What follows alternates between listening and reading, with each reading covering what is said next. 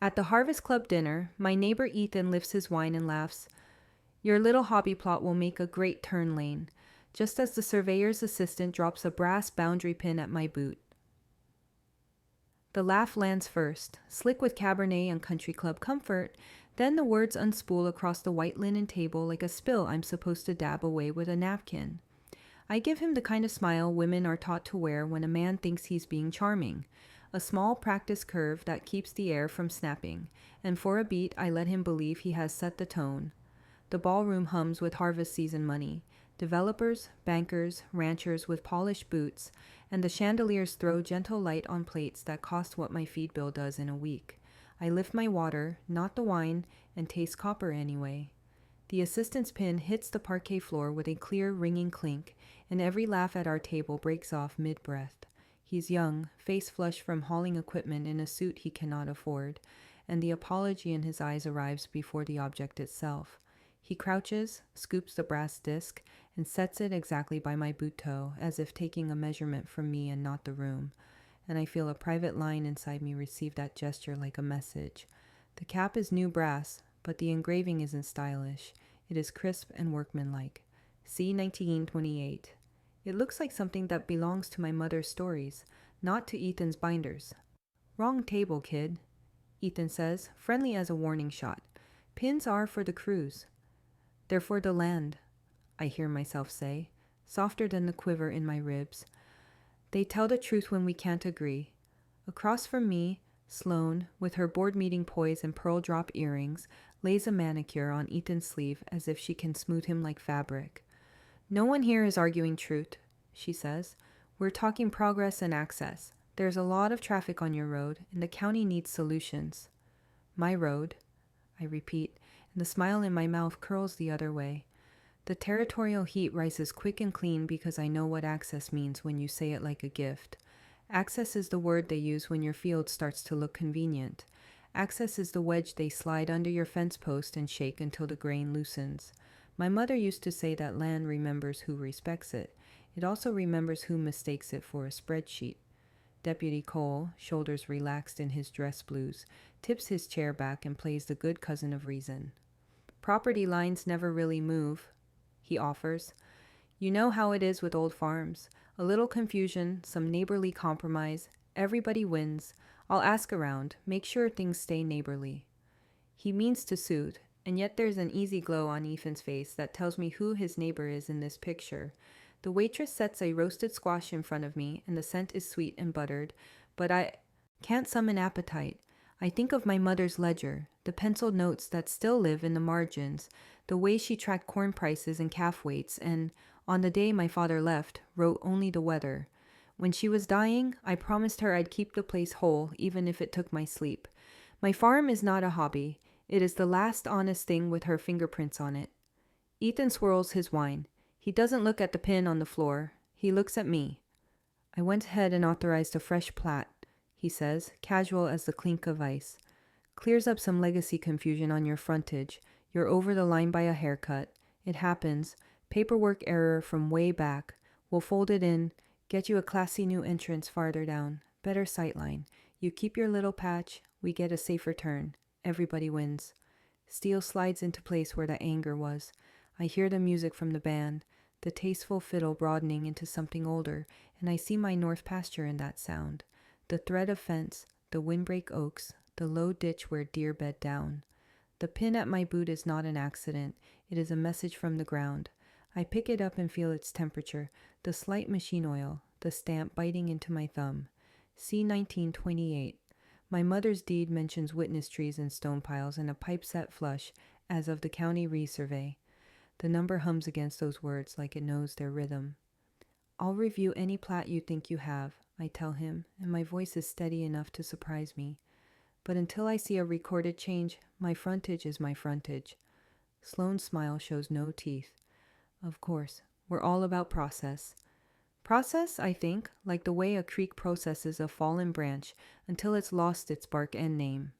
I look to Cole, who gives me a look I can't quite parse, a blend of pity and caution. Maybe he truly believes lines stay where people left them. Maybe he knows they sometimes get walked in the dark by men who want a shorter drive to a profit. The assistant returns from a whispered scolding near the door. His flush has deepened. His jaw is set. He leans to refill my water and, without looking at Ethan or Sloane, breathes a quiet thread of words that chills my back. His palm, steady as a survey rod, slides an index card beneath my napkin, and when he straightens, his Adam's apple bobs like he swallowed a dare. I don't look at the card until the band breaks for speeches, and the room shifts its attention to a donor with a story about a long-ago flood. The card holds a string of numbers and a simple instruction. GPS coordinates, a time, North Pasture, dawn. Ownership isn't just title, it's duty. I feel my spine align with that fact, feel the old pride I learned mending fence with my mother, feel the quiet that follows a decision well made. I wipe my hands, tuck the pin into my pocket, and let the calm settle like good rain. The surveyor, red-faced, leans in and whispers, "You'll want to see tomorrow's drop," then slips me the coordinate I will follow before the sun knows my name. In my mudroom, I steam open my mother's deed sleeve, and a coffee ring photocopy falls out.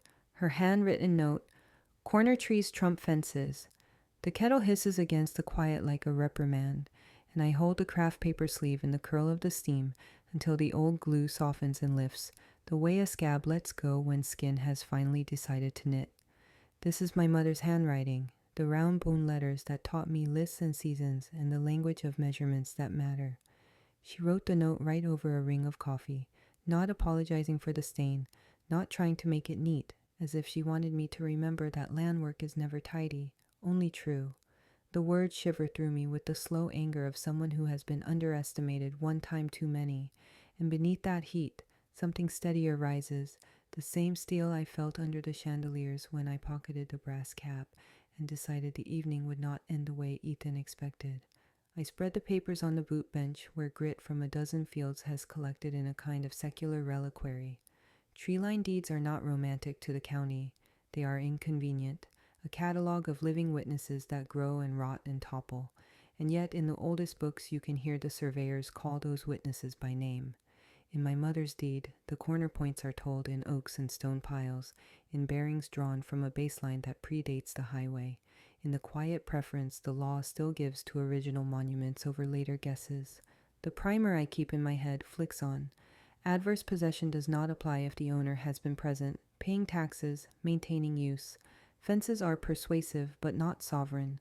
A deed that names living markers demands you prove those lives existed, even if their bodies have become stump and soil. I trace my finger under a clause my mother underlined twice and feel the echo of her insistence that words on paper are tools, same as a post driver or a come-along. The photocopy beneath her note is older than the toner streaks suggest, and someone, her I think, penciled a date into the margin. May 17th, 1974. At first it feels unmoored, another orphan fact in a pile of them. And then I remember the county legend I found years ago in a glass cabinet, a table that paired letter codes to control sets and resurveys. The C in C 1928 denoted the flood year control established when the river leapt its banks and the north half of the county had to be walked again. 1974 was the maintenance year when crews verified those controls and recorded which witness trees had survived the 4 decades. The date is not random. It is a thread that ties the brass in my pocket to my mother's stubborn pencil. It is the ground reminding me that I am late to a conversation it has been having with us all along. My phone lights with Deputy Cole's name just as I press. The coffee ring with a paper towel to keep it from flaking. The text arrives before his greeting, a grainy photo taken with the kind of careless confidence men have at fundraisers. Ethan, broad and ruddy, shoulder to shoulder with the head surveyor, both of them leaning over a raffle table loaded with golf wedges. "They're tight," Cole writes, and then he hustles to soften it. "But it's fine. Nothing to worry about. Lines don't move." The words sit there like lukewarm water, and I can feel the shape of a favor owed somewhere behind them. He may believe what he typed. He may need me to believe it more. The landline rings, a sound that belongs to this house the way the wind sounds belong to the eaves, and when I lift the receiver, a realtor I have never met breathes hello as if we are friends. She knows my first name and my debt ratio, and the fact that winter is the slow bleed for farms like mine. She says she has a cash buyer who loves local agriculture the way some people love antique tractors, all gleam and no grease. If I don't want to fight, she can rescue me before the market turns. The words are soft and polished, and I can feel the hook in them, and for a moment the patronized smile rises in me, the one I wore like armor at the club, but it falls away before it forms because I no longer have the patience to make other people comfortable about my survival. The GPS coordinate on the index card points to the north pasture, a place my boots know without thinking, where the windbreak oaks used to stand in a huddled family and keep snow from curling across the road like a white animal. The windbreak is stumps now, lightning and storm, and age having their say, but the ground holds memory and textures and colors, and the shallow depression where a stone pile once shouldered the edge of the field is still visible if you know how to look sideways. I lace my boots as the kettle settles from scream to sigh, and I slide my mother's papers into a freezer bag, because nothing about this day will be tidy, and I need them dry. Dawn turns the pasture into a shallow dish of pewter light, and each breath I take leaves a thread of cloud in the cold. The coordinate pings on my phone, a small blue dot nudging me toward the place where deer sometimes sleep, and where I buried my first dog, and the anger that carried me out of the mudroom becomes something quieter and sharper, a blade I can use for work. The ground at the mark is disturbed in a way plow and hoof do not disturb. The surface is padded, not churned, and the dirt under the topmost layer is the red-brown of fresh exposure, rather than the gray crumble of a field that has learned the sky by heart. I kneel and brush with my glove and feel metal under the heel of my hand, slick and cold and wrong, and when I clear the circle, the brass glows like a coin in a child's story, hopeful and false at once. The stamp is the same as the one in my pocket, and the cap sits hugged to a stump, whose rings I can read like a calendar. I count the growth years with my thumb, each tight pale band, another drought, another harvest, another winter my mother bested, and I stop when I reach back farther than any of Ethan's projects, farther than any fresh plat. The stump died decades ago, and yet the soil is new. Men who intend to win without being right choose hours when birds are sleeping and women are supposed to be home. At the exact coordinate, a second brass pin has been hammered beside the old stump, the soil still damp and tidy, the stump's rings telling a death from long ago, and I realize someone is building a present on top of a past that refuses to agree. My boot sinks into a soft patch and the dirt collapses. Down there, a sheared-off iron pipe, the original corner marker, snapped clean. For a suspended second, I balance on one heel like a gymnast on a beam, arms wide to steady against the tilt of the world, and then I crouch because the reflex to protect the ground is older than my impulse to protect myself. The soil around the collapse is too finely padded, the crumbs uniform like a bakery sweep, and the air rising from the little sinkhole carries that raw iron scent I remember from fence days with my mother when the driver's ring would hum through the post and into my bones. I brush away what's loose, patient and careful, and the pipe reveals itself by degrees, a blunt black mouth bitten in half, edges bright where a blade met metal not long ago, the kind of surgical violence that pretends to be weather if no one is looking closely. I hear the county's language in my head the way a lawyer hears case law. If the original corner is missing or destroyed, best available evidence governs, and I can see Ethan's fresh plat slotting itself into that rule like a key in a lock designed by his own hand, a neat solution that recasts theft as clarity. The thought makes my throat heat. An updraft of that territorial anger I promised myself I'd turn into something better than shouting. I swallow it down and catalog instead, because steel focus is what keeps a woman from getting played when the room expects her to be flustered. The root hairs in the pit cling to the pipe's flank, uncut, which means the break happened after the tree died. The soil halo is new. The heel prints are shallow, wide-treaded, not mine. Truth lives in the details that men in a hurry forget to erase. When I lift the pipe's broken lip with 2 fingers, a smear of blue flashes under the dirt like a vein surfacing, and I tease it free until I'm holding a torn flutter of flagging tape, the exact electric color I saw looped through the bed rails of Ethan's survey truck in the grocery lot last Thursday when he pretended not to notice me. The tape's adhesive has picked up grit from a pickup bed, and there's a crease that matches a knot, and for a wild second I can see the whole choreography. Tape on stake, stake in ground, pipe. Cut flush, brass cap seated in false ceremony, Photographs taken from a flattering angle while the dawn pretended innocence. Ownership pride steadies my hand as I bag the tape like a crime scene tech and take photographs from the four corners of the sky, because the land deserves a record that will outlive everybody's tempers. I call Deputy Cole because some part of me still wants the ritual of reporting to mean something. And when he arrives, he ducks his head into the pit and says, with the polite boredom of a man who already knows his answer, "That old pipes fail all the time, frost heave and tractors and time being what they are," and he is already straightening when I ask for a report number, and the glance he flicks toward the road is quick, guilty, and gone. He suggests I not post anything inflammatory while the county sorts it, and I nod because I intend to post something surgical instead, but it is amazing how quickly a false ally can make even a careful woman feel like she's being too loud in her own field. I breathe until the heat drains and the steel returns, and I remind myself that the camera is a tool, not a tantrum. Back in the kitchen, I text Ava, who flies drones for weddings and wheat harvests, and once for a volunteer search after a storm, and she is at my porch with her Pelican case before my kettle clicks. The practiced way she checks props and calibrates gimbal is the kind of competence that calms me better than forgiveness ever has. We set flight paths along the north line, then the pasture's diagonal, then a ladder of waypoints stitching the disputed strip into a grid, and Ava programs time lapses that catch the fence shadows crawling as the sun tilts, because fences lie with their mouths but confess with their silhouettes. We send a drone up again at sunset, again at full dark with a high ISO gamble, again at pre-dawn when men who prefer not to be seen become sloppy about the way light describes their machines.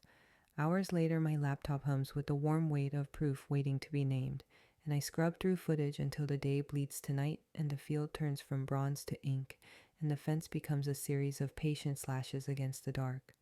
The overlays Ava wrote lay like tracing paper over the frames, and my cursor skates until a new geometry interrupts the familiar one, a constellation of holes that do not belong to Gopher or Frost or any animal but intention.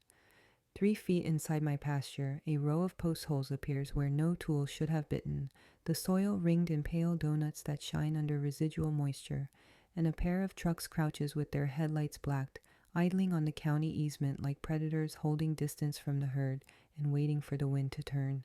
What rises in me is not fury, but a grounded peace sharpened to a point, the kind you feel when the bull finally shows you the gate he's been slipping through, and you understand the fix is simple, hard, and entirely yours to make. I let that feeling root while the audio carries the faint thrum of engines over the cricket seam, a secret music men make when they think the only eyes watching belong to owls. I freeze the frame, print the still, and lay it beside my mother's note so the past and the present can nod to each other across the table they built for me. Reviewing the footage, I stop at a single frame, fresh post holes drilled 3 feet inside my pasture, midnight settling like a tarp, 2 trucks idling without lights while the ground is taught to forget where it stood. In the courthouse hallway, the head surveyor drops his leather book. A folded page labeled Client Car Dev flutters out with my parcel number on it. For a heartbeat, the hallway becomes a wind tunnel, papers skittering across terrazzo like dry leaves, and I do what good girls in small towns are trained to do. I smile and step forward to help. It's the same courteous, contained smile I wore at the Harvest Club when men twice my acreage laughed at my rows as if labor were a hobby. I crouch and gather the pages, and that's when the folded sheet opens in my hand like a fish's gill. Client, Care Dev, sits in block caps at the top, and halfway down, neat as a nail head, is my parcel number, the digits that anchor my life to the county's memory. The surveyor's face goes the color of primer as he snatches thanks and tries to be genial, playing at harmless clerical accident. The patronized smile in me refuses to retreat this time. It stiffens, then snaps. Territorial anger licks up my ribs before I can ladle it into something palatable. "You're working my line for Ethan," I say softly enough that it doesn't carry past the metal detector, and his eyes flick toward the stairwell the way a boy's eyes flick toward the barn after breaking a window. He recovers with a script about routine verification and modernization, a word that tastes like a fresh coat of paint slapped over a rot no one wants to admit they smell. Behind him, the clerk's clock clicks toward noon, and in 2 weeks the planning board will convene with Sloane's gavel in reach. The calendar squares between now and then feel like fence posts I have to set before the wind shifts. When he bends to collect his leather book, I see what the quick grab hoped I'd miss. Pencil notations crowding the margin with an old surveyor's shorthand, and in a narrow column the phrase that makes my pulse steady into a line I can walk.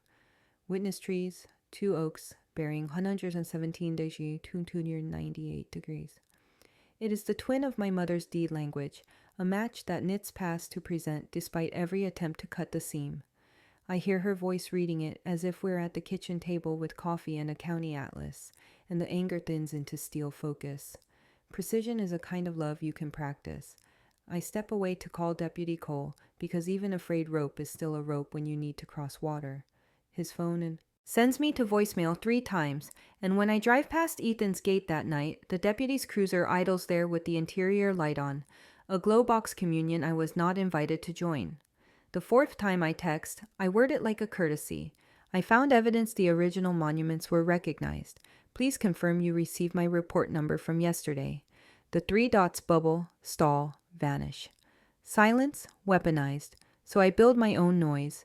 In the morning, I file a preservation of evidence letter with the survey firm by certified mail and hand-deliver a copy to the county clerk, who reads it with the faint interest of a woman who has seen 8 decades of neighbors decide whether to be civil or historic. I list what must be kept intact: field notes, digital files, GPS raw logs, photographs of any set caps, saw blades used on metal, chain of custody for recovered markers. I write it the way my mother taught me to set a corner: square, deep, beyond argument. The clerk stamps the time, and the thunk lands in my chest like a small verdict. Ownership pride rises not as swagger, but as a tightened seam. If they mean to erase my line, they will at least have to keep track of their erasers. To prove witness trees existed, you need more than a memory and a stump. You need pictures with dates, bearings you can overlay, angles you can explain to people who love asphalt. I spend the afternoon hunting archives, the university's aerial collection, the assessor's grainy prints, the newspaper bound in brittle spines. Each drawer has a smell: acetate, dust, winter, and each failure teaches me what not to look for. The oaks stood like old men with their shoulders touching.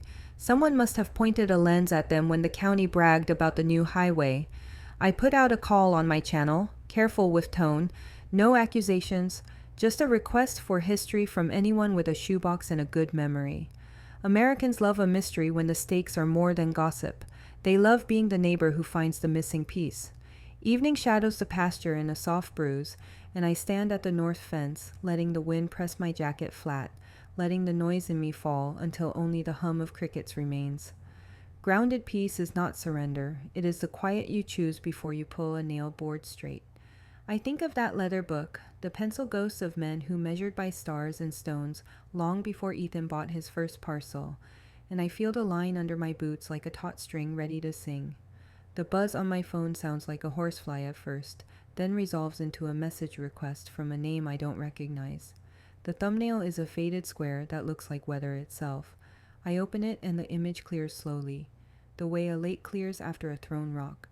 My fields in 1975 from far above, the windbreak oaks crisp as knuckles along the north edge, their shadows casting perfect rulers across pasture, and near the fence a faint, precise rectangle that does not belong to root or rock or animal, the size and shape of a buried box waiting where a story chose to hide instead of die.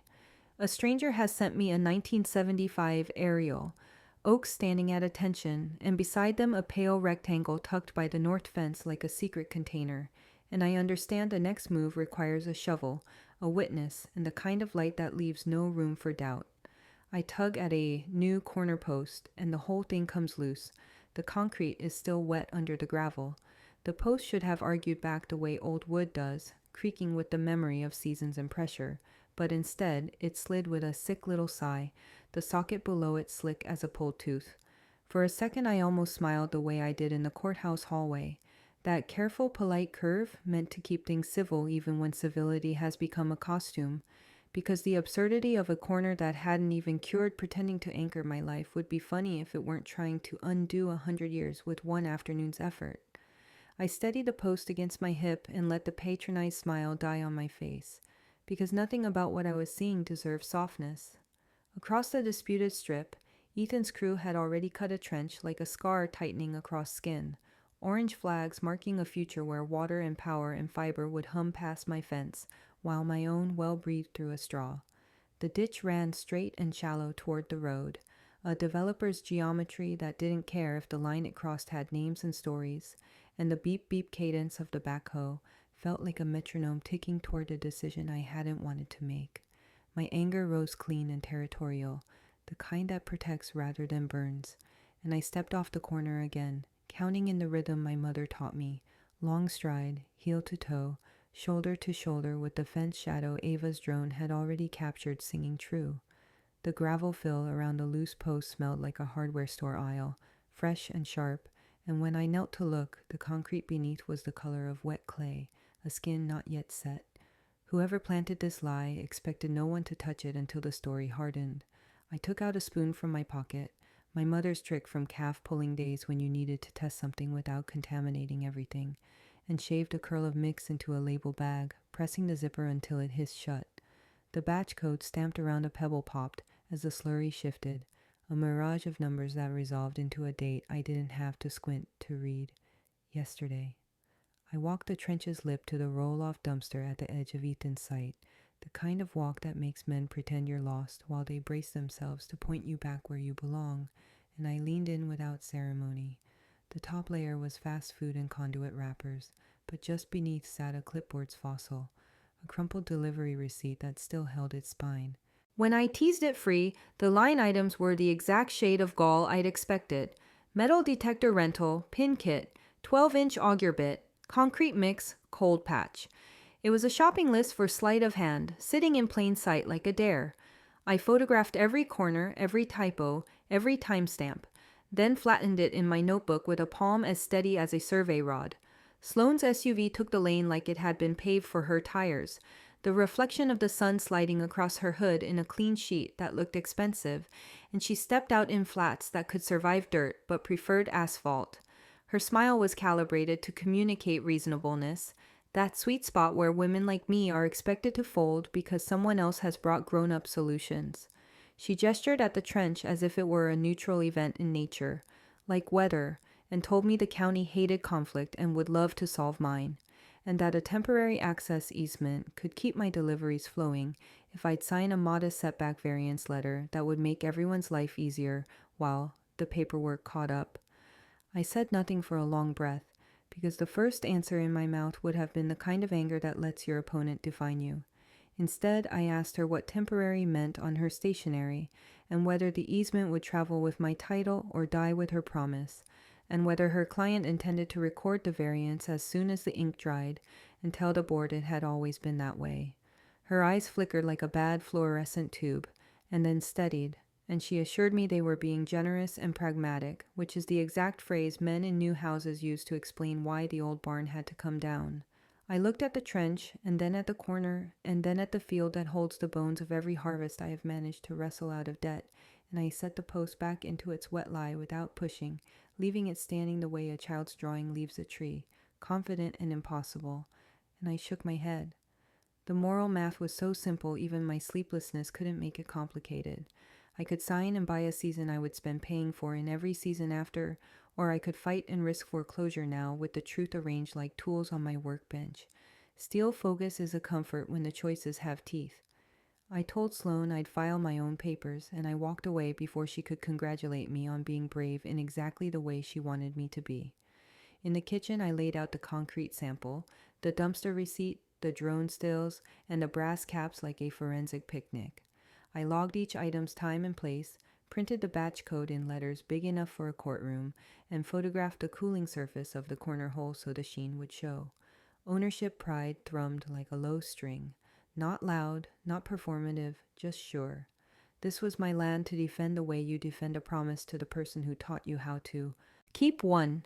When the sun slid and the field exhaled, the day finally lost its edge, and grounded peace moved in with the long shadows. I fed the chickens, checked the gates, and stood by the north fence until the sky turned bruise-colored and the first bat sketched its wild cursive over the ditch. I breathed the cool and let quiet decide the next step so that it would be mine, not theirs. My phone vibrated against the rail. A message from an unknown number. Meet me at the river bend at 9 p.m. Come alone. Bring the deed. And the sender was the surveyor's assistant, the one person who might be able to thread this needle without tearing the fabric. Under the river bridge light, the assistant hands me a brittle onion skin map. Your land was once sharecropped with the Granger tract. The pins predate the highway. The fluorescent hum turns the river black and the gravel pale, and for a breath I feel that old social script try to climb back onto my face.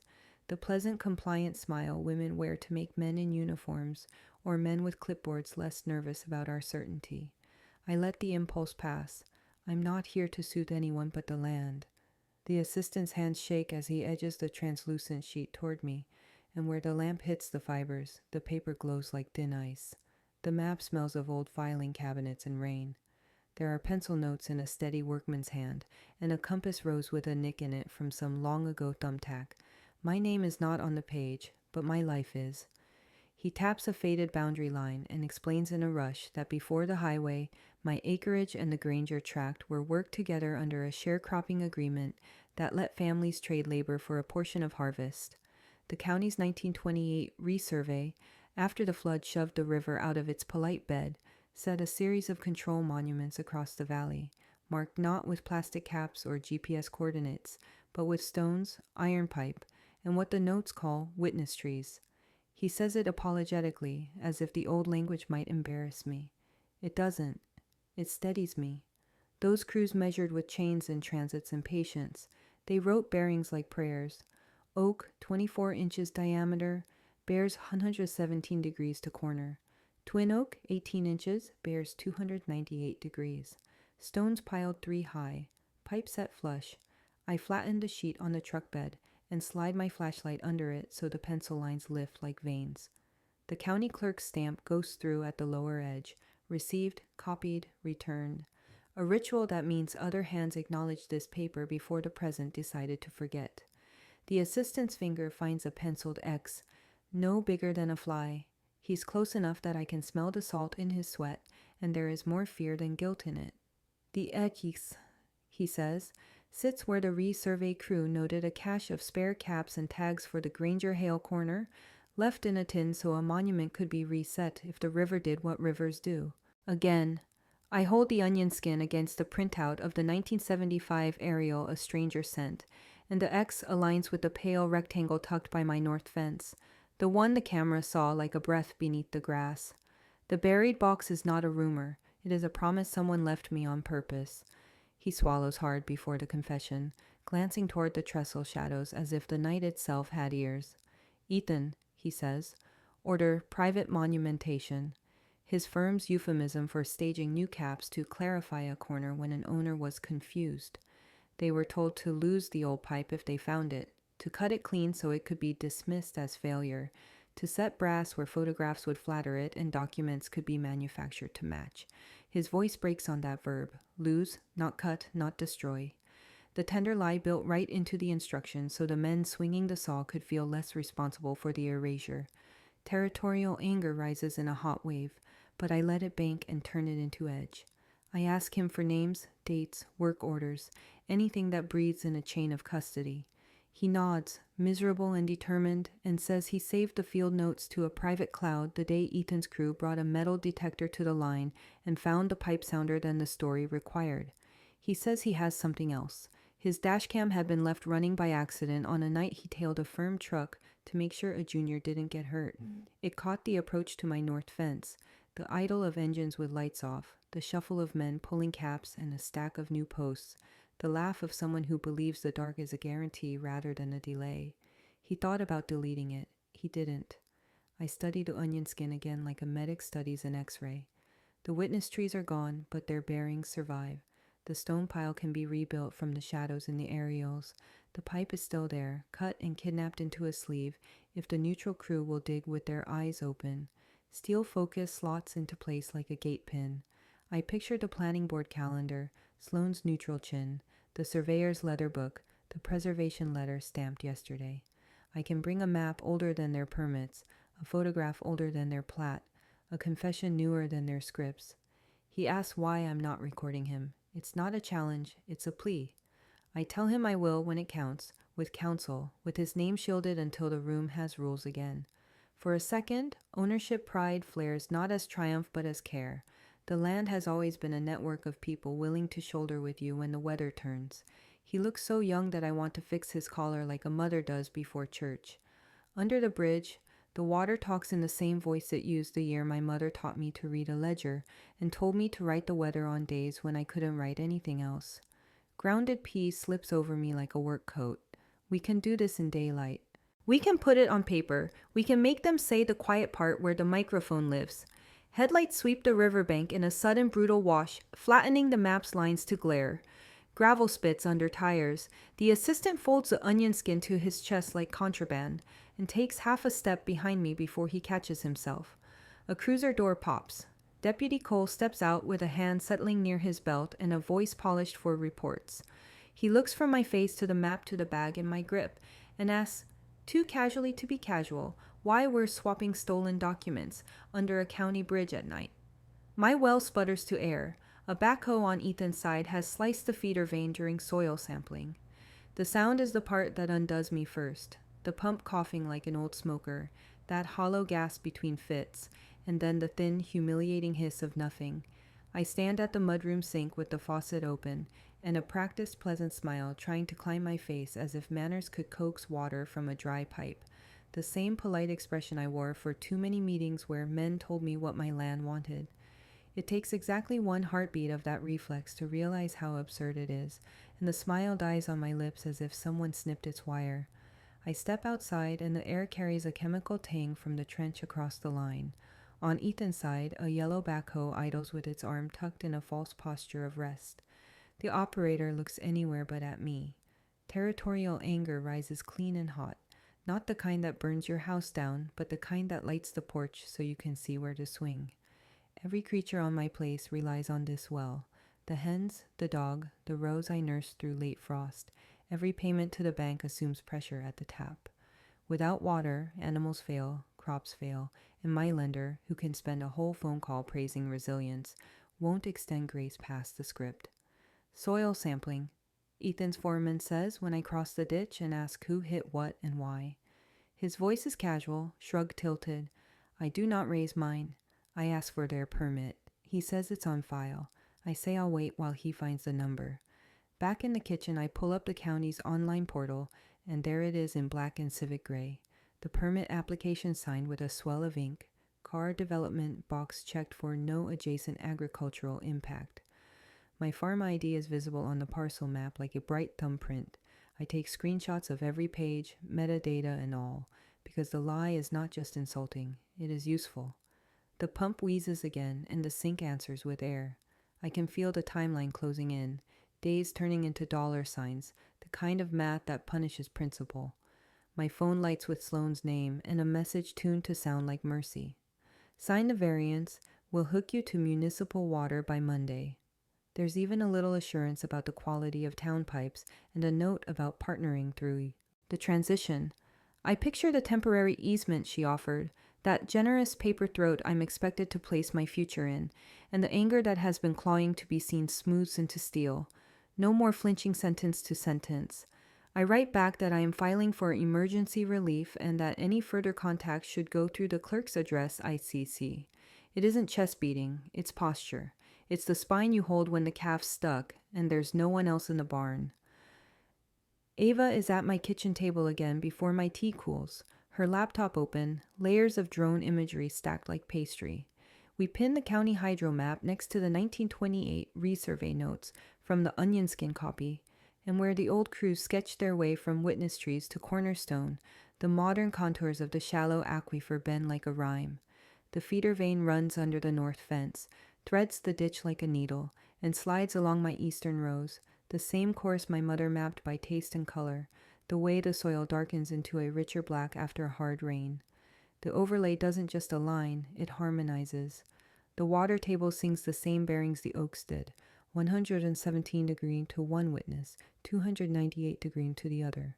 The county calls this science. My mother would have called it remembering. I draft the emergency injunction with the same careful hands I used to set a post, straight, level, sunk past the frost line. alleging immediate and irreparable harm, attaching the permit's false claim, the dry well photos, the batch code from yesterday's concrete, the aerial stills of midnight post holes, the onion skin excerpt with the witness bearings, the assistant's sworn note that will have his name shielded until the court gives me rules. I do not embellish. I do not accuse beyond what I can prove. Then I record a video for my channel, not a rant, but a report. I walk viewers through the documents, the drought of a faucet that should be singing, the way a line of blue on a county map can tell you the truth when a handshake won't. Americans know a dry well is not politics, it's survival. The comments flood with names of neighbors who hauled water during hard years, with screenshots of their own permits, with offers of truck tanks and spare pumps. Ownership pride swells in me not as a banner, but as a seam stitched back in place by many hands. Night drapes itself over the pasture and the trench quiets. Somewhere a coyote yips and is answered. The generator hum sounds different when there's less to do. I shut off the porch light and stand at the edge of the yard, letting grounded peace move in like a weather change, the kind that settles animals and makes gates hang true. We have a map older than their project, a conduit through the past to the court's ear, a community that recognizes the shape of harm when it tastes the dust. The landline rings just once before I grab it, the old coil slapping my wrist. The clerk's voice is brisk and unadorned, the way people talk, when the rules are about to matter. She says there's an ex parte hearing at 8 a.m., that I am to bring any physical monuments I can produce, that temporary orders hinge on what can be held and shown, not just what can be said. I look toward the north fence where the grass humps gently over a pale rectangle the camera found and the onion skin foretold, and I feel the night tilt toward morning with purpose. Ex parte hearing at 8 a.m. Bring any physical monuments you can produce, the clerk repeats, and as the line clicks dead, my eyes fix on the buried box site, and I understand that before dawn I will be digging for proof that still breathes under my field. At first light, shovel biting, I strike metal, a rusted tin box wired to a stone stack where the oaks once rooted. The blade jars my arms to the shoulder, and a taste like pennies floods my mouth, that old reflexive smile twitching up as if the ground itself has told a joke I'm supposed to laugh at.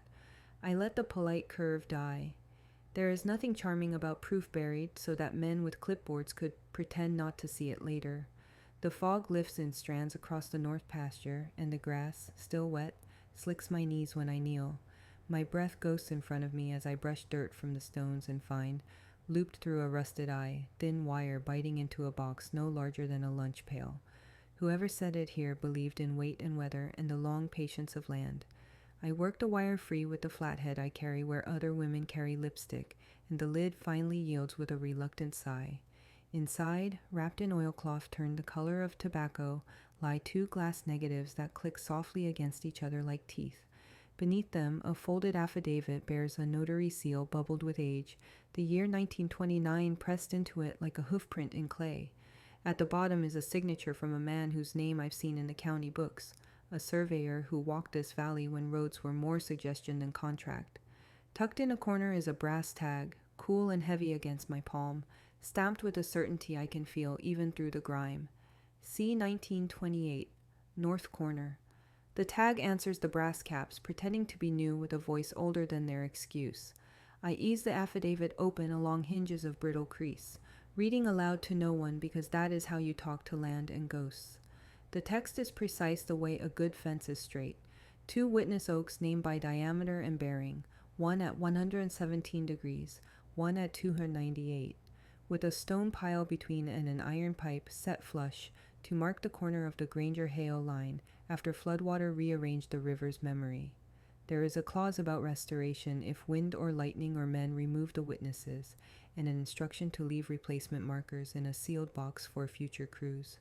Every word is a hand reached forward in time. Every number is a spine stiffening under pressure. Territorial anger swells, not wild now but harnessed, a teamville. Pulling weight I recognize. The sound of tires crunching gravel carries across the pasture before I see the cruiser. The timing is pure theater. Deputy Cole parks broadside as if he means to pen me against my own fence, and when he swings the door, his posture is already official.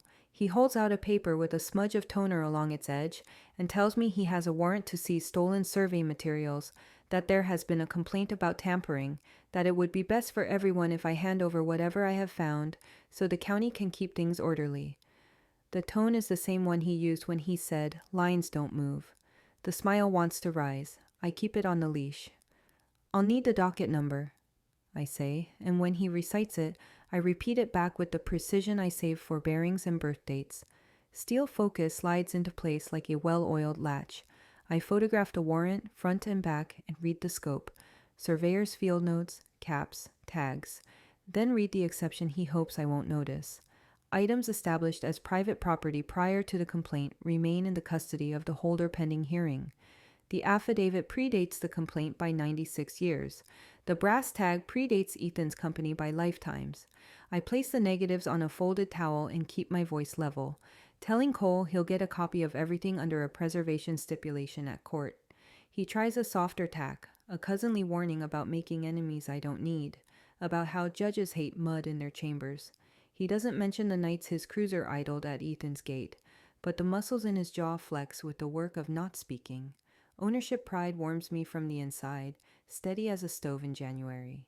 This box was left for exactly this moment, for a woman standing in her own field while men arrive with paperwork and posture.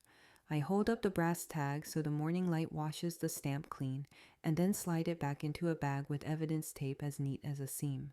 The assistant steps out from behind Cole's cruiser then, pale and shaking but upright. He doesn't look at the deputy. He looks at me, and then at the box, and his throat works as he says he brought something. From the loose panel under his dash, he pulls a drive the size of my thumbnail and holds it like it might burn him. He says his dashcam records automatically when the engine turns over, that he followed a firm truck 2 nights ago because he couldn't stand not knowing, that the camera caught men hopping my fence and drilling new post holes 3 feet inside my pasture while trucks idled dark. His voice frays at the edge.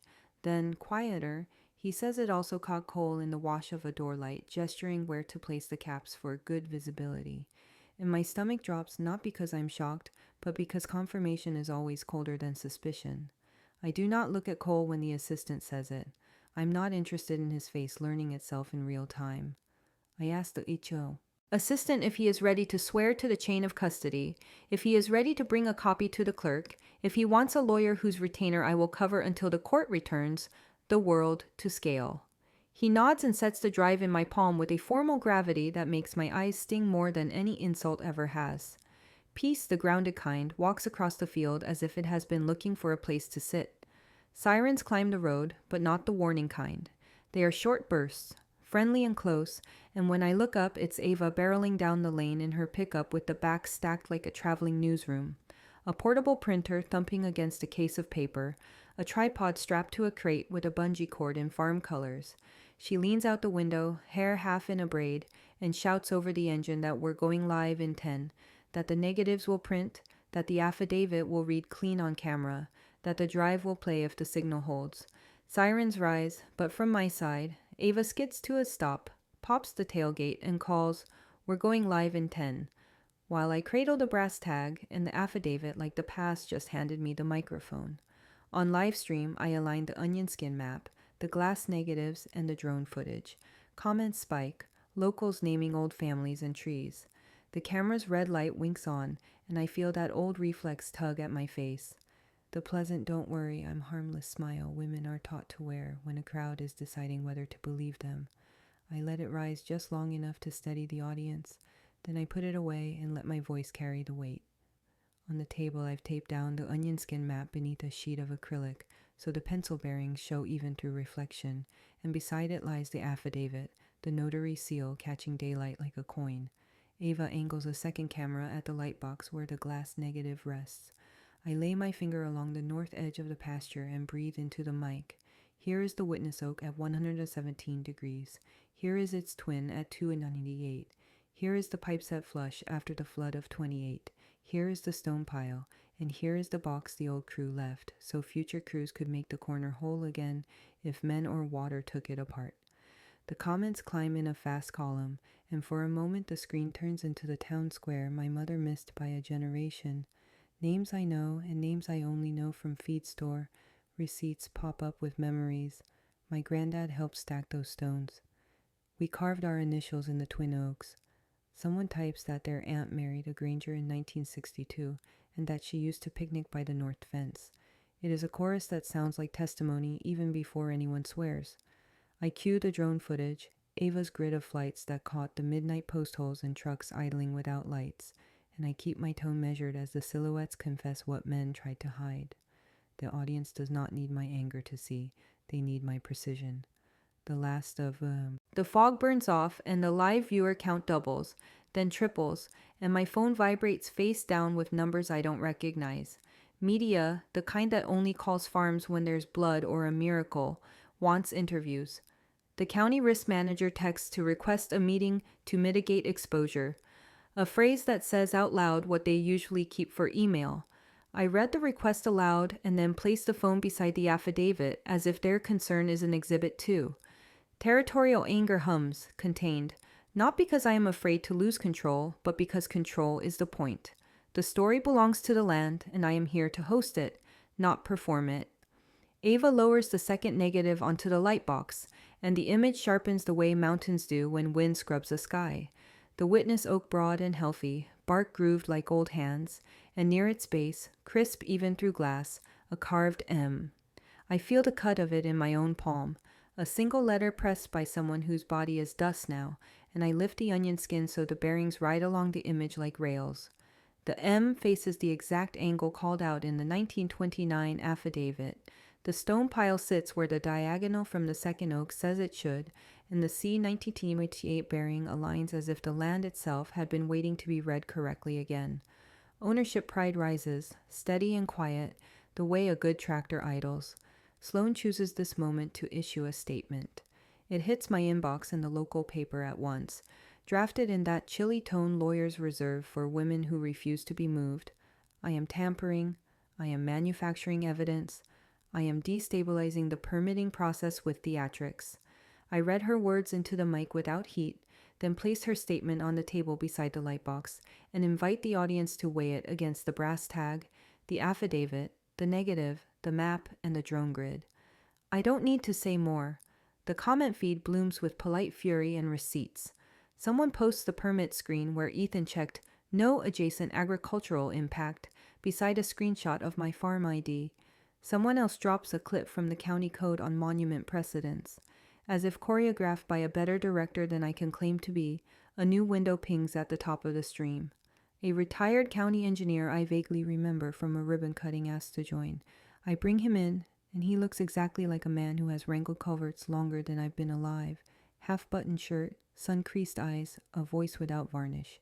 In plain English, he explains that original monuments control over later measurements, that witness trees, though mortal, pass their authority through recorded bearings, that a pipe cut is not a failure but a crime against the record, that brass caps set yesterday cannot outrank a chain of evidence left by crews who stood where I'm standing and signed their names to the air we're breathing. He asks for the bearing again. I give it.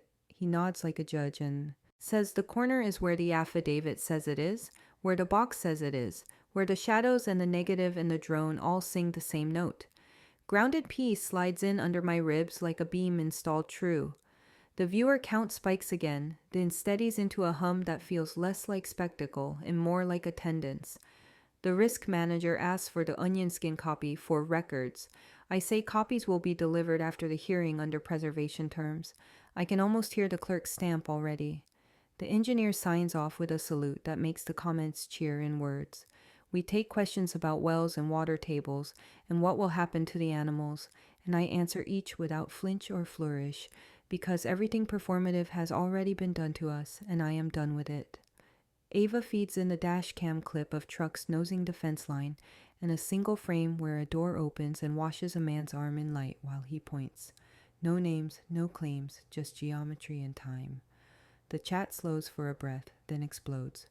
A new message pins itself at the top before a moderator can even approve it. A scanned Polaroid, its white border blotched with age, a teenaged Ethan grinning as he yanks a cedar post 3 feet inward, while a friend aims a camera, the back scrawled with a date and 2 signatures that match high school annuals in any house on this road, and the caption in the sender's neat print reads, "Found this in a shoebox. Thought you'd want it." I freeze on the Polaroid. Ethan caught mid-pull, time-stamped and signed, and feel the room lean toward the reckoning I've been building, the soundless intake before a gavel falls. The planning boardroom overflows. Sloan gavels in, then abruptly recuses as an ethics complaint is filed. It begins with that practiced public smile, the one Sloan wears like a uniform when she wants a room to think the rules are already on her side. And for a second I feel my own old reflex answer, a small pacifying curve meant to ease strangers and butter the air. The sound of the gavel is neat and percussive, but before the second rap lands, a citizen's petition slides down the dais like a trout through water, signatures stitched across the top, and the clerk clears her throat in that impolite way truth sometimes requires. Ethics complaint, conflict of interest, personal relationship with the applicant. Each phrase lands heavier than the gavel. Sloane's smile stays, but it loses temperature. She sets the mallet down as if it might bruise her palm, recuses herself, and moves to the back row where the cameras can't catch the betrayal flickering under her foundation. The territorial anger that's been living in my ribs since the first brass cap showed up at my boot rises, not hot this time, but claiming. Without Sloan, Ethan loses his shortcut. His crew in the second row leans forward as if posture could replace procedure. The chair, a retired librarian with a spine like a yardstick, announces that the board will proceed under standard order. Public comment limited to documented evidence and sworn statements only. I take my folder the way I take a post driver, 2 hands, all intention, and step to the microphone when my name is called. Before I can speak, the county clerk heaves a ledger onto the table, the kind of book that smells like coal dust and inheritance. She flips to a page held with a fraying ribbon and reads a line in a voice that has outlasted 4 county managers. Monument restoration, North Corner, paid by J. Hale. My grandfather's initials stand there, plain as daylight, money recorded against the exact corner Ethan is trying to redraw by willpower. The room murmurs in that half-hushed way small towns do when a family name lifts history like a quilt and holds it to the light. I don't look back at Ethan. I look at the clerk, and I nod once, the same nod my mother gave the year we replaced a fence line with cedar posts she could no longer lift. I lay out the onion skin copy, the affidavit from 1929, the brass tag stamped C-1928, and the prints from the glass negatives, then cue Ava's drone still of the midnight post holes, and the dashcam frame that washed a pointing arm in pale doorlight. I keep my voice the temperature of a courthouse. Original monuments control. Witness bearings transfer authority when bodies fail. A pipe cut is not a natural event. Steel focus tightens the narrative into joints the board can lean on. A retired county engineer who joined our stream the day before stands during public comment and translates my bearings into the board's language without condescension. Behind us, phones vibrate. Mine buzzes with outlets asking for quotes and neighbors volunteering water and affidavits. I speak only to the board and the record. Deputy Cole is called up by Ethan's counsel, and his uniform sits on him like a garment he can't wait to shed. He says he responded to noise complaints near my north fence, that he observed no criminal activity, that he maintained a presence to keep the peace.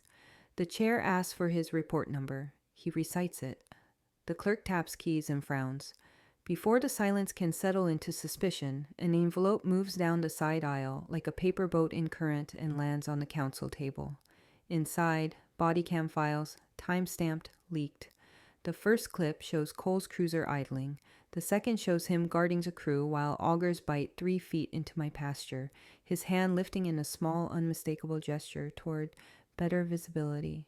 He doesn't argue with the footage. He unpins his badge, sets it on the table with a tiny nauseating clack, and says he will not be a distraction to the board. Resignation, mid-meeting, is not theater, it's gravity. The librarian chair folds her hands, and after a pause that feels like the room taking a deep breath, orders a neutral resurvey using best available original monuments to be conducted under preservation protocol with both parties notified and no private contact with the firm allowed. The audience exhales in a sound that is not applause, its relief seasoned with fatigue. Ownership pride swells in me, not the chest-thumping kind, the root deep kind, because the order is simple and clean and older than all of us. Look where the truth was first set and let it speak. Outside, the light has that washed high noon glare that makes everything appear flatter than it feels.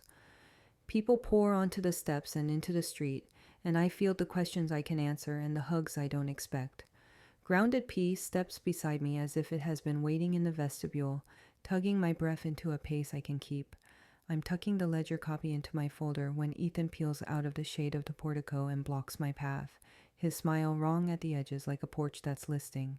He leans in close enough that I smell coffee gone sour and says, almost pleasantly, "Fine, keep your little farm if you can keep your mother's secret," and then flashes a photo on his phone, my mother at a table I don't recognize, pen poised over a document that looks like a map, date line blurred, but recent enough to matter, and the blood leaves my hands so fast the paper in them makes a dry, surprised sound.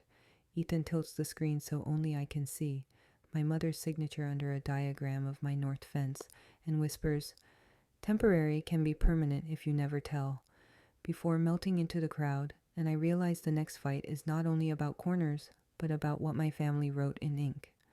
In my kitchen, I lay Ethan's photo beside my mother's real signature and feel my throat ice. Same hand, different date than any deed I know. The laminate countertop, scarred by canning seasons and knife slips, becomes an examining table where past and present refuse anesthesia. I flattened the photo he flashed outside the hearing, glare lines still visible from the portico sun, and set it beside the bank's copy of my mother's deed, the one she signed the spring I came home from college to help her rebuild the north fence after the river thaw. The flourish at the H, the small decisive pressure on the E, the habit of lifting the pen on the last stroke as if giving the paper one breath of grace. Same hand, beyond doubt. But the date in the photo doesn't fit any deed I know. It lives between the resurfacing of the county road and the day the highway crews rerouted trucks, a window of time I had treated like empty hallway, not the room where a decision happened. The old reflex, the patronized smile I use to make bureaucrats mistake me for softer than I am, twitches, useless. It dies when I read the caption block printed under the signature, "Temporary construction easement." Not a sale, not a grant of line, not a surrender, but a permission with an end baked into its bones. For road grading only, fence to be shifted temporarily from its witness, and bearings, restoration to original monuments upon completion. Expiration date typed in a neat county hand that someone later smudged with a thumb. My pulse trips, then evens as a territorial anger that has followed me since the Harvest Club rises again. Not as a flame, but as the heat you bank under ash, so the morning has something to start from.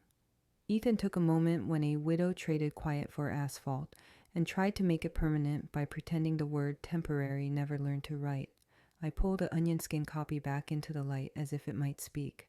The easement map matches the skeleton of that older truth, labeling the north line with the same bearings my grandfather paid to restore after the flood. 117 degrees to the first oak, 298 degrees to its twin, stone pile between, iron pipe set flush. And there, in tidy drafting script, the breadcrumb that changes how the Polaroid of teenage Ethan, yanking the fence, breathes in my hands. Temporary shift of fence for grading, original to be replaced at completion. A dashed line for the detour fence crosses the pasture like a borrowed road. Ethan grew up looking at the dashed line and chose later to call it solid. A knock lands on the mudroom door, 3 quick taps followed by a pause. The assistant stands there with wind in his hair and a stiffness that reads as, "Courage wearing yesterday's coat." He doesn't step in until I wave him past the boot tray. Then he sets a manila envelope on the table the way you lay down a tool you know how to use but still respect. Inside is a notarized copy of the easement's expiration certificate, recorded at the clerk's office 4 months after the road work finished, signed by the county engineer whose retirement party photo is still pinned to the bulletin board behind the permit's window. He slides out a 1-page sworn statement with his name spelled in legal block letters. He testifies that he retrieved the certificate from archives at my request, that he compared it to the microfilm book where the clerk's seal lives, that any claim of an ongoing easement contradicts the record. His affidavit trembles slightly in his hands, but the sentences stand straight. The anger cools into something harder, cleaner, usable. Steel focus clicks into place like a safety on a nail gun, and I begin arranging the papers in the order a judge will want to feel them. Deed, easement, expiration, onion skin resurvey legend, affidavit from 1929, naming witness trees in the pipe set flush, brass tag stamped CC in 1928. North corner, drone stills of midnight holes, dashcam frame of a pointing arm, Polaroid of teenage bravado turned into adult policy. I draft a cover sheet in plain English because complexity gives cowards places to hide. When I look up, the assistant is watching me with the expression of a man who expects a reprimand and receives a job instead. I hand him a list, deliver a certified copy of the expiration to the clerk and the neutral survey firm. Email a scan to the risk manager. Keep his dashcam file backed up in 3 places that don't talk to each other. On the windowsill, yesterday's coffee has cooled in the chipped mug my mother favored for bad news phone calls. I wrap both hands around it anyway, not for heat but for steadiness, and feel ownership pride rise. Not the swaggering kind, the rooted kind that makes you set the good post even when the ground fights you. My mother did not betray the line. She made a bargain to survive 1 season of construction and counted on the county to honor the expiration it signed. She trusted paperwork the way she trusted rain gauges. Imperfect, but better than guessing. I can win this the way she would have wanted. On paper, in daylight, with patience that embarrasses hurry. Ava texts from the driveway that she has an extra battery and a car seat full of copies. My neighbor messages that he'll bring a stock tank if I need water before the order lands. The retired engineer sends a thumbs up in the old man way. Typed words, no icon, saying he'll meet the neutral crew on site if they welcome a historian. Grounded peace settles in the kitchen the way flour dust settles after you stop kneading, visible if the light hits right, part of the air you work in whether you notice or not. The radio clipped to the assistant's belt crackles with a voice flattened by static and protocol. He fumbles, then raises it, and what comes through is the kind of sentence that seems too simple to hold everything it carries. The neutral survey crew reports from the north fence. They have opened a patch of ground where the dash detour line pretended to be the true one. They have uncovered a cylinder gouged at the mouth, metal bright where blade met history, and inside a fresh PVC sleeve meant to disguise a theft, they have found the original iron pipe, cut, stuffed, and waiting to be claimed by its name. The radio repeats it. Original iron pipe located, cut and stuffed inside new PVC. And I press my palm over the brass tag on the table like a promise locking into place, already hearing the way the gavel will sound when the line speaks for itself. Before the crowd, the crew hammers the restored brass cap flush at my true corner. The engineer reads bearings aloud. The room exhales. The swing of the sledge has its own courtroom cadence. Rise, hold, drop, and with each strike, the cap seats deeper until the ring shifts from bright to settled, metal talking to stone, the way old neighbors do when they have finally said everything that needed saying. The librarian chair stands with her hands folded, the neutral crew bracketed at her shoulders, and the retired engineer lifts his clipboard like a hymnal. He clears his throat and reads the bearings as if they are not numbers, but a promise being honored at last. 117 degrees to the first witness, 298 degrees to the second, stone pile between iron pipe, original, restored. The wind lifts the corner of the onion skin copy I brought and lays it back down like a benediction. I didn't know a crowd could exhale in unison. It sounds like the first rain on a tin roof after a long hot August. The county council steps forward and, in the flat diction of consequences, enters a motion to refer Ethan's matter to the district attorney. Words like falsification of records, private monumentation, and tampering with public documents sound clinical until you see them land in a man's posture. His shoulders harden, then slump an inch. Sloane is not at the dais. She sits where I watched her recuse and listens as the board, by formal vote, removes her from the vice chair seat pending investigation and bars her from contact with the survey firm. There is no triumph in me, only a fiercer kind of quiet. The rules that failed my mother for a season have just remembered their job. We lay out the evidence one last time, not because the board needs convincing. They wrote the order, but because the record deserves the full loop. The onion skin map glows under the clear acrylic. The glass negatives on the light box throw the witness oak and the carved M onto the wall like a small solemn movie. The tin box sits on a felt pad, wire still kinked where the stones held it. The Polaroid of a teenage Ethan wrenching the fence inward lies beside the dashcam frame of trucks idling with their lights off, and a pointing arm washed silver by a door glow. My mother's coffee-stained note makes the clerk smile once, a private thing, before she reads the line. Corner trees, Trump fences, into the minutes. The brass tag stamped C 1928 goes into an evidence envelope after the engineer holds it to the window so the room can watch the light catch the letters like teeth. I stand where my grandfather paid for restoration and where my mother signed a temporary easement to outlast one winter's work. And I feel, for the first time since a brass cap clinked by my boot at the Harvest Club, the weight in my chest shift from defiance to belonging.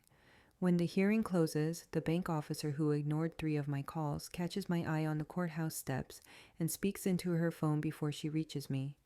By the time her heels find my shadow, she has news that would have broken me yesterday.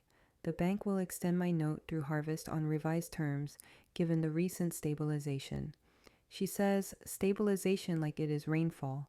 The county risk manager emails a temporary access permit, approved by unanimous vote, farm to market, while the final resurvey files. The practicalities slot into place with the satisfying click of a good gate latch. In front of the cameras, I do the thing that used to scare me because it looked like bragging. Today it feels like accountability. I announced the Boundary Restoration Fund in my mother's name, seated with the donations my channel sent, and matched by 3 neighbors who slipped checks into my pocket on their way out of the hearing. The fund will pay for copies, for neutral crews, for a lawyer long enough to get a farmer to the first hearing without losing a crop. We set a simple rule: original monuments first, tempers last. The retired engineer offers to train volunteers on bearings and witness notes. Ava promises a public map layer where we can store the stories that keep lines from being erased by darkness and convenience. I go home by the long road on purpose, past the Granger place and the church where the quilting circle still doubles as a relief committee, down the hill that used to flood in R28 and taught a county how to measure in chains and patience. At the mailbox, I run my thumb over the new stamp from the clerk on the preservation letter and laugh once, low and relieved at the grinding predictability of bureaucracy when it finally grinds in your favor. Back in my kitchen, I set the evidence copies in plastic sleeves, wash the dirt from the tin box with a soft brush, and lay my mother's note beneath the magnet shaped like a rooster. The faucet, newly hooked to a temporary run while the well recovers from trauma, spits once, then sings. The sound makes my eyes smart more than any gavel could. Ownership pride doesn't strut, it stacks. I stack feed, I stack papers, I stack promises. When the sun slides toward the hedgerow, the pasture takes on that evening color that makes even fences look kind. I walk to the north corner and lay my palm on the restored cap. It is warm where metal meets late light, and for the first time in months my breath matches the rhythm of the land under it. Slow, useful, ready. On the way back to the house, I see the flutter before I see the message, a flick of color at the back gate where the shadows pool. Someone has tied a fresh loop of blue flagging to the top wire, a knot I recognize from the new caps that tried to rename my life. The note is tucked under the twist, typed "no fingerprints," short and busy with confidence. Next time, watch the south line. I stand very still and let my pulse walk back down from the fence. Grounded peace does not mean naivety. It means choosing which fight to schedule and which to starve. I look toward the tree line, where the south pasture runs into the ditch that swells in spring, and I try on the weight of 2 futures, the one where I pull the thread and find the same hands ready to cut, and the one where I let the land breathe under the corner that finally knows its name. And then I lift a flag, feel the texture of the plastic in my fist, and slip it into my pocket like a challenge I can pick back up when I'm ready. As the last neighbor waves and the crowd thins to the sound of gravel and cicadas, the blue ribbon whispers at my palm, "Watch the south line." And the question rises with the crickets. Do I let the land finally rest, or do I follow the tug into whatever truth is waiting in that shade? What would you have done at that blue ribbon? Dig on those south line, or let the land rest? Tell me why below. If this story hit home, subscribe and turn on notifications so you don't miss the next chapter. Share this with one neighbor who's fought a quiet battle over lines that don't move, and drop your own boundary stories or questions. I'm reading every comment and pulling receipts for a follow-up. Want to help others hold their ground? Check the Boundary Restoration Fund in the description and join the map.